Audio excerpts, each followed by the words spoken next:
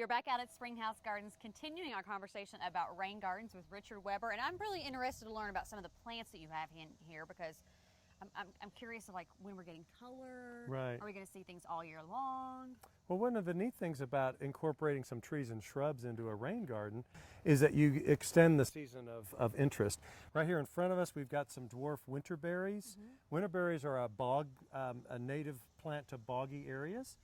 So they're really an interesting form of deciduous holly. So what happens is that all those leaves are going to fall off in the fall, and you're going to have these bright red berries for as long as the birds don't know that they're there. Right. So a lot of times it's December when the birds find them, and then they're all gone. Sometimes they don't find them until February or March. Ooh. So you can have bright red fruit that you can use for decorations and things. We've got a type of goldenrod right here in the foreground. We've got obedient plant. There's water iris. You've got another plant back here. And there's a few evergreens actually that will tolerate damp conditions. And this is a type of Arborvitae. It's a dwarf Arborvitae called Fire Chief. So you've got beautiful shades of orange and yellow, 365 days of the year. So it's a year-round approach to having something interesting in your rain garden. There's also trees. If you choose trees carefully, look at the foliage on that alder. That's a cut-leaf European alder, and they love sitting in water. In fact, alders are considered nature's water pump. They can pump more than 1,000 gallons of water a day through their roots and up and transpire it through their leaves.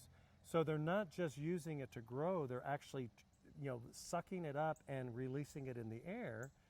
And so it's a really healthy form of oxygen, What about the rain garden we have back here?